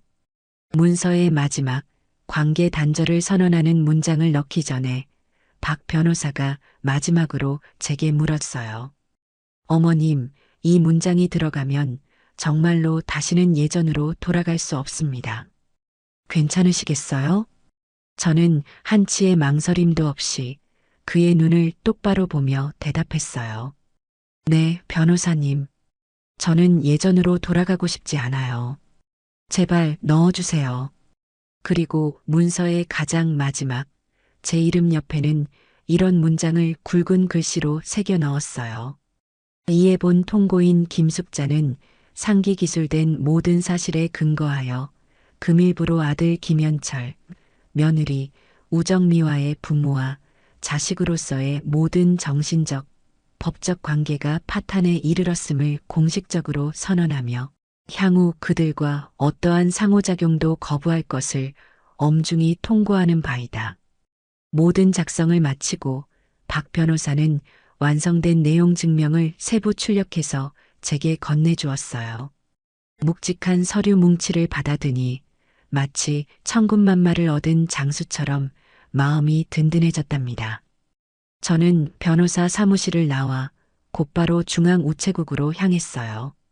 발신인 김숙자, 수신인 김현철과 우정미, 그리고 나머지 한 통은 우체국이 영원히 보관할 그 무엇으로도 변질시킬 수 없는 진실의 기록. 창구 직원이 내용 증명이라고 적힌 붉은 도장을 서류 위에 쾅 하고 찍는 순간 제 마음속 응어리도 함께 부서져 내리는 것 같았어요. 저는 제 인생의 새로운 장이 시작되었음을 직감했죠. 이제 주사위는 던져졌고 저들에게는 법의 이름으로 내려지는 차갑고 엄정한 심판의 시간만이 남아있을 뿐이었어요. 법률사무소의 이름이 선명하게 찍힌 등기우편 봉투는 그 자체만으로도 평범한 사람들에게는 충분한 위압감을 주잖아요. 하물며 죄 지은 사람들에게는 저승사자가 보낸 호출장처럼 느껴졌을 거예요. 제가 보낸 내용 증명이란 이름의 서늘한 편지가 아들 내외의 집에 도착했을 그 순간을 저는 종종 상상해 보곤 했답니다. 아마 그날 오후 며느리 정민은 거실 소파에 비스듬히 누워서 스마트폰으로 명품 쇼핑몰이나 뒤적이고 있었을 거예요. 초인종 소리에 귀찮다는 듯 현관문을 열었을 테고 집배원이 내민 등기우편을 받아들고는 웬 스팸이야? 하면서 무심코 봉투를 찢었겠죠. 그리고 그 안에 담긴 차갑고 날카로운 문장들을 하나씩 읽어내려가면서 그녀의 아니라고 평화롭던 세상은 산산조각이 났을 겁니다. 자신들의 추악한 민낯이 법률 용어라는 이름으로 적나라하게 박제된 것을 확인했을 때 그녀의 얼굴은 아마 하얗게 질리다 못해 시퍼렇게 변했을 거예요. 특히 자신이 제게 내뱉었던 기억 속에서조차 지워버리고 싶었을 그 저급한 말들이 토씨 하나 틀리지 않고 인쇄된 것을 보았을 때는 아마 손에 든 서류를 갈갈이 찢어버리고 싶은 충동에 휩싸였을지도 몰라요. 그리고 문서의 마지막 관계의 단절 선언이라는 문장에서 그녀는 마침내 깨달았을 겁니다. 이제 더 이상 이 늙은 시어머니는 자신들이 마음대로 주무를 수 있는 순한 양이 아니라는 사실을요. 퇴근하고 돌아온 연철이는 아내가 집어 던진 서류 뭉치를 보고는 사색이 되었을 거예요. 평생을 법 없이도 살 거라고 자신했던 소심하고 우유부단했던 그에게 변호사의 이름으로 발송된 문서는 사형 선고나 다름없었을 테니까요. 이게 다 무슨 말이야? 엄마가 진짜 변호사를 샀다고? 말도 안 돼. 말이 안 되긴 뭐가 안 돼. 다 너 때문이잖아. 너가 아들이라는 놈이 중간에서 제대로 역할도 못하고 엄마한테 질질 끌려다니니까 이 꼴이 된 거 아니야. 내가 진작에 어떻게든 구슬려서 집부터 팔게 만들라고 했지. 아니, 그럼 내가 거기서 뭘 어떻게 해? 당신이 옆에서 그렇게 눈에 쌍심지를 켜고 있는데 어떤 엄마가 선뜻 집을 내주겠냐고. 당신만 아니었어도 이렇게까지 되지는 않았어. 뭐, 지금 이 모든 게 내 잘못이라는 거야? 야, 김현철. 너는 진짜 구제불능이다. 아니, 엄마 재산 하나 제대로 못 받아내는 주제에 어디서 큰 소리야. 그놈의 집만 팔았어도 우리 빚 다 갚고 새로 시작할 수 있었잖아. 서로의 탓을 하며 벌였을 그들의 추악한 싸움은 아마 밤이 새도록 계속되었을 거예요. 하지만 그 어떤 고함과 절규도 이미 엎질러진 물을 다시 주워 담을 수는 없었죠. 그 내용 증명은 그들의 인생을 아슬아슬하게 지탱해주던 마지막 희망의 끈을 가차없이 끊어버린 날카로운 가위였고 그때부터 그들의 삶은 걷잡을 수 없는 속도로 나락을 향해 굴러떨어지기 시작했어요. 붕괴의 첫 번째 신호는 그들이 그토록 공들여 쌓아 올렸던 거짓 명성이 무너지는 것에서부터 시작되었답니다. 제게 내용 증명 발송 사실을 전해 들은 동서는 그 길로 모든 친척 어른들께 일일이 전화를 돌려 그동안 있었던 모든 일의 자초지종을 설명했어요. 심지어 제가 여행 중에 혹시 몰라 녹음해 두었던 며느리의 막말이 담긴 파일까지 들려주며 진실을 알렸죠. 녹음기 너머로 흘러나오는 교양 있는 며느리에 가면 뒤에 숨겨진 추악하고 천박한 목소리에 친척들은 모두 경악을 금치 못했어요. 세상에 우리가 아주 깜빡 속았구먼.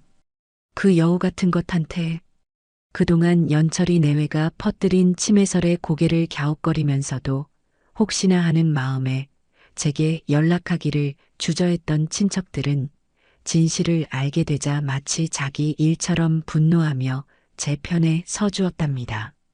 심지어 며느리 정미의 친정 식구들조차 우리가 딸 자식을 잘못 키웠다며 고개를 숙였다는 소식이 들려왔어요. 그렇게 그들은 하루아침에 친척들 사이에서 페류나라는 주홍 글씨가 새겨진 채 완벽하게 고립되었죠. 사회적인 평판이 무너지자 그들이 위태롭게 쌓아 올렸던 경제적인 성은 더욱더 빠르게 허물어져 내렸어요. 사실 연철이의 사업은 이미 오래전에 기울어 이름만 남은 껍데기나 마찬가지였거든요. 실제로는 무리한 주식 투자로 생긴 거액의 빚과 며느리의 사치를 감당하기 위해 여러 금융기관에서 빌려 쓴 돈으로 간신히 버티고 있었던 거예요. 그들에게 제 아파트는 그 모든 빚을 청산하고 새로운 인생을 시작할 마지막 한방, 인생 역전의 기회였던 셈이죠. 하지만 그 마지막 희망이 사라졌다는 사실이 채권자들의 귀에까지 들어가자 그들은 마치 하이에나 떼처럼 달려들었어요. 월급 통장은 가압류되었고 집으로는 하루가 멀다고 붉은색 글씨로 쓰인 빚 독촉장이 날아들었죠.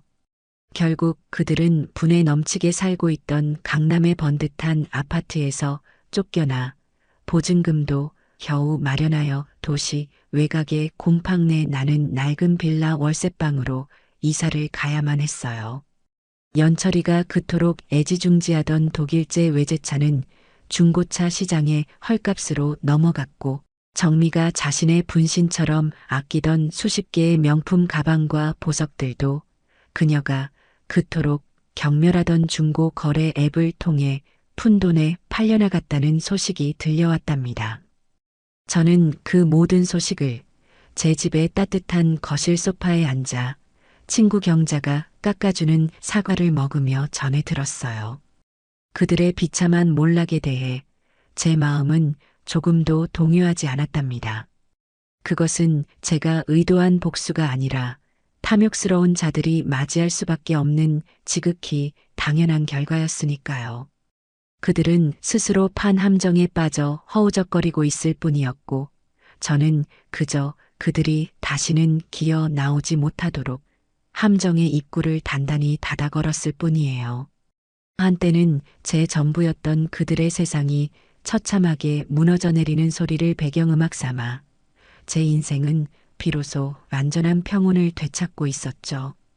인생의 모든 기반이 무너져 내리고 기댈 곳 하나 없는 절벽의 가장 끄트머리에 섰을 때 인간이 마지막으로 꺼내 드는 카드는 대부분 비슷하잖아요. 바로 눈물이라는 세상에서 가장 오래되고 또 가장 질긴 무기 말이에요. 제 아들 연철이 역시 그 진부한 무기를 마지막 동아줄처럼 붙잡기로 결심한 모양이었어요.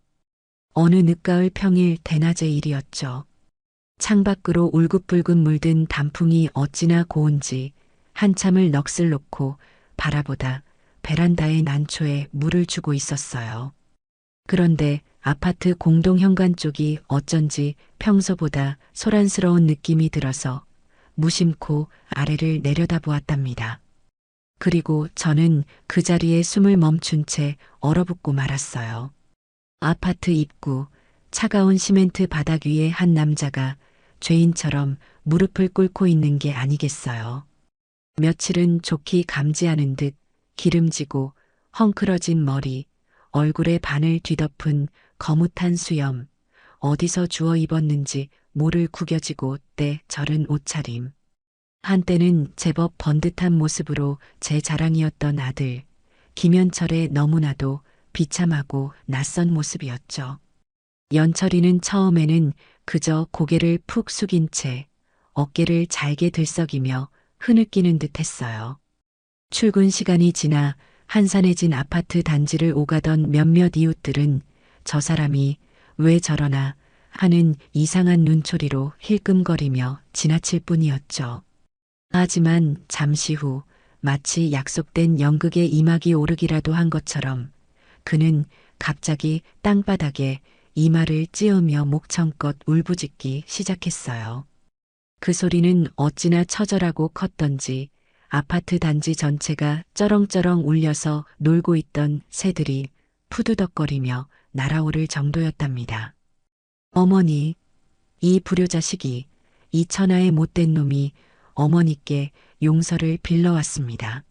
제가 다 잘못했습니다. 제가 그때는 정말 미쳤었나 봐요. 저는 너무 놀라 저도 모르게 뒷걸음질을 쳐서 베란다에서 몸을 숨겼어요. 그리고는 곧장 거실로 달려가 벽에 걸린 CCTV 모니터 화면을 켰죠.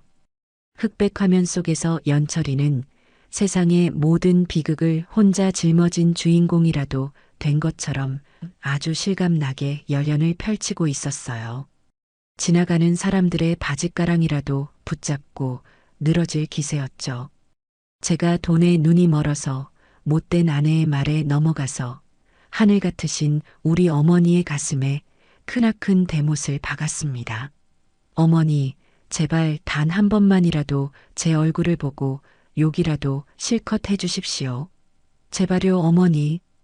그 뻔뻔하고 가증스러운 연기를 보고 있자니 분노를 넘어선 허탈감에 헛웃음조차 나오지 않았어요. 저것은 진심에서 우러나온 반성이 아니었죠. 저를 결국 자식에게는 약하고 남들의 시선을 의식하는 마음 약한 늙은 어머니로 규정하고 이웃들의 동정심을 방패 삼아 제 집에 굳게 닫힌 빗장을 열어젖히려는 아주 저열하고 치밀하게 계산된 마지막 쇼였어요. 아마 저렇게 한바탕 소란을 피우면 제가 창피해서라도 혹은 측은한 마음에 못 이겨서라도 결국에는 문을 열어줄 것이라고 생각했을 겁니다. 하지만 그들은 몰랐어요. 제 마음의 문은 이미 뜨거운 불에 녹여서 전혀 다른 모양의 자물쇠를 새로 만든 지 오래라는 사실을요. 저는 조용히 주방으로 가 얼마 전 새로 산 향이 아주 좋은 국화차를 정성껏 우렸답니다. 찻잔에서 피어오르는 따뜻한 김을 쐬며 모니터 속에서 벌어지는 저급한 심파극을 바라보았어요. 제게 그 광경은 무료한 오후의 시간을 때우기에 적당한 구경거리, 그 이상도 이하도 아니었죠. 그런데 바로 그때 제가 전혀 예상치 못했던, 하지만 어쩌면 제 마음속 깊은 곳에서는 간절히 바랐을지도 모르는 구원투수가 등장했어요.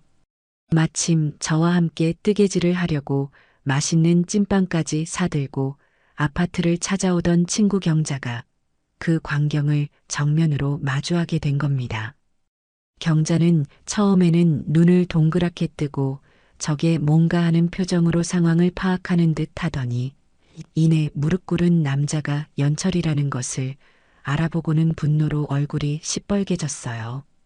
그리고는 한치의 망설임도 없이 연철이를 향해 성큼성큼 다가갔죠.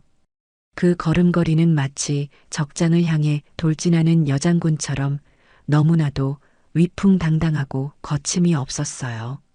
너 지금 여기서 무슨 추태야? 벼락처럼 내리꽂히는 경자의 호통에 연철이는 화들짝 놀라 고개를 들었어요. 아마 제 친구 경자가 이 시간에 나타날 것이라고는 꿈에도 예상하지 못했겠죠. 아, 저 경자 아주머니. 아주머니? 지금 누가 누구 보고 아주머니라는 겐가. 내가 자네 같은 파렴치한 놈한테 아주머니 소리 들을 이유가 없어. 그 더러운 눈물 당장 닦고 썩 일어서지 못해. 경자는 주변에 어느새 구경꾼처럼 모여든 이웃들의 시선 따위는 안중에도 없다는 듯 연철이를 향해 손가락질하며 불호령을 내렸어요. 너가 지금 여기서 이러고 있는 거 진짜로 잘못을 뉘우쳐서 그러는 건가? 아니지. 너희 어머니한테서 마지막 한 방울의 꿀물까지 빨아먹으려다 그게 실패하니까 이제는 동정심이라도 팔아서 어떻게든 비벼보려는 속셈 아니야. 내가 네 속을 모를 줄 아나? 아닙니다. 정말입니다. 저는 진심으로. 진심? 너가 말하는 그 진심이라는 게 고작 평생 너 하나만 보고 살아온 늙은 어미를 치매 환자라고 돈내방네 떠들고 다니는 거였나? 제 어미 마지막 남은 집 한 채 팔아먹으려고 해외까지 끌고 가서 생고생시키는 거였냐고. 내가 다 들었어. 이놈아. 경자는 이제 아예 구경하던 이웃들을 향해 목소리를 높였어요. 여러분, 이 남자가 흘리는 눈물이 진짜 같으세요? 이 남자는 자기 어머니를 치매 환자라고 소문내고 그 재산 가로채려다 실패하니까 이제 와서 여기서 불쌍한 척 쇼를 하는 겁니다. 밤새 열나는 아들을 업고 병원으로 달려가 준 어머니를 낯선 여행지에서는 곰팡이 피는 방에 버려두고 자기들끼리 랍스터를 썰었던 놈이라고요. 경자의 폭로에 구경하던 이웃들 사이에서는 어머 세상에 저런 몹쓸 놈을 봤나 하는 경악과 분노의 탄식이 터져나왔어요. 경자는 다시 연철이에게로 고개를 돌려 그의 마지막 변명마저 산산조각 내버렸죠. 마누라 탓? 너는 성인 아닌가? 제정신 박힌 남자가 제 마누라가 어미한테 그런 막말을 하는데 가만히 있어? 그건 그냥 너가 네 어미 등골 휘는 줄도 모르고 빌부터 살던 기생충이라는 증거일세. 너희 어머니 지금 너 같은 짐짝 떼어내고 얼마나 헐헐 날아다니는지 알아? 얼굴에 빛이 나고 웃음이 끊이질 않아. 그런데 자네는 지금 마지막 남은 어머니의 평화까지 빼앗으려고 이 난리를 치는 겐가? 이 천하의 불효막심한 놈. 경자의 일침은 죽비로 내리치듯 날카롭고 정확했어요. 연철이는 아무런 대꾸도 하지 못하고 이제는 동정이 아닌 경멸과 비난이 가득 담긴 사람들의 시선 속에서 얼굴이 불그락푸르락해지더니 고개를 떨구었답니다. 결국 그는 더 이상 버티지 못하고 땅바닥에 무릎을 꿇은 채로 뒷걸음질 치다시피 비틀거리며 일어나 사람들의 손가락질을 받으며 도망치듯 자리를 떴어요. 저는 모니터 너머로 제 오랜 친구의 든든한 뒷모습을 바라보며 뜨거운 눈물 대신 너무나도 통쾌한 웃음을 터뜨렸습니다. 그 소동이 끝나고 경자는 아무 일도 없었다는 듯 씩씩하게 저희 집 현관 비밀번호를 누르고 들어왔어요. 숙자야, 괜찮아? 저런 꼴을 다 보고. 속 상했겠다. 속이 상하긴. 속이 다 시원한데. 너 아니었으면 어쩔 뻔했니? 정말 고맙다, 경자야. 저희는 한참 동안 아무 말 없이 경자가 사온 따끈한 찐빵을 나눠 먹었어요. 친구의 온기가 그 어떤 위로의 말보다도 더 제 마음을 따뜻하게 만들어 주었죠. 그날 경자가 돌아가고 저는 혼자 깊은 생각에 잠겼답니다. 그리고 마침내 이 모든 이야기의 마지막 페이지를 장식할 제 인생의 가장 중요한 결심을 하게 되었어요. 며칠 뒤 저는 다시 한번 박준서 변호사의 사무실을 찾았어요. 변호사님, 제 인생의 마지막을 그리고 새로운 시작을 준비하고 싶어서 찾아왔어요. 유언장을 작성하고 싶습니다. 제 결심을 들은 박 변호사는 이제는 놀라지도 않고 오히려 존경심이 가득 담긴 눈빛으로 저를 바라보며 고개를 끄덕였어요. 저는 그와 마주 앉아 오랫동안 제 마음속으로만 그려왔던 제 인생의 마지막 계획을 차분하게 털어놓았죠. 제가 이 세상을 떠난 뒤 제가 가진 모든 재산, 지금 살고 있는 이 아파트와 제 이름으로 된 모든 금융자산을 단 한 푼도 남김없이 사회에 환원하겠다는 것이었어요. 특히 제 재산의 절반은 저처럼 자식에게 버림받고 홀로 외롭게 살아가시는 어르신들을 위한 복지재단에 기부해 주세요. 그분들이 남은 생이라도 자식 눈치 보지 않고 존엄하고 평화롭게 사실 수 있도록요. 그리고 나머지 절반은 남편 없이 혼자의 힘으로 꿋꿋하게 아이를 키우는 이 땅의 모든 미혼모들을 돕는 지원단체에 보내고 싶어요.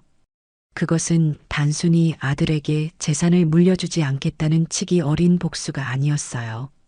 제 고통스러웠던 삶의 경험을 통해 얻은 마지막 깨달음의 결과였죠. 제 피와 땀으로 이룬 이 재산이 부디 저처럼 상처받는 사람들이 더는 생기지 않는 조금 더 따뜻한 세상을 만드는 데 쓰이기를 바라는 진심이었습니다. 박 변호사는 제 뜻을 존중하여 한자 한자 법적으로 완벽한 문장으로 유언장을 작성해 주었고 저는 공증인 앞에서 조금의 떨림도 없는 손으로 제 이름 석자 김숙자를 정성껏 써내려갔어요. 그리고 저는 그 유언장의 존재를 동서의 입을 통해 아들 내외의 귀에까지 확실하게 전달했답니다. 제가 직접 전화를 걸어 말했죠. 동서, 내가 오늘 유언장을 쓰고 왔어. 내 모든 재산은 사회에 환원하기로. 이 소식이 부디 그 아이들 귀에도 꼭 들어가도록 해줘요. 더 이상 헛된 기대로 내 주변을 맴돌지 않도록 이게 내가 그 아이들에게 주는 마지막 선물이야. 아마 그들은 마지막까지 그래도 엄마가 돌아가시면 하는 신락 같은 희망을 품고 있었을지도 몰라요. 하지만 그 소식을 전해 들은 순간 그들의 마지막 희망 회로는 완벽하게 타서 끊어져 버렸을 겁니다. 이제 그들에게 남은 것은 아무것도 없었어요. 그들의 불행이나 후회에 대해 저는 이제 더 이상 아무런 관심도 감정도 없어요. 제 마음은 완벽한 무의 상태, 완벽한 평화의 상태에 도달했죠. 창밖을 내다보니 어느새 마지막 잎새까지 다 떨어진 앙상한 나뭇가지 위로 하얀 첫눈이 소리 없이 내리고 있었어요. 묵은 모든 것을 덮어버리는 저 눈처럼 제 인생도 이제 새로운 계절을 맞이할 준비가 된 거예요. 제 인생의 진짜 주인공은 이제부터 시작이니까요.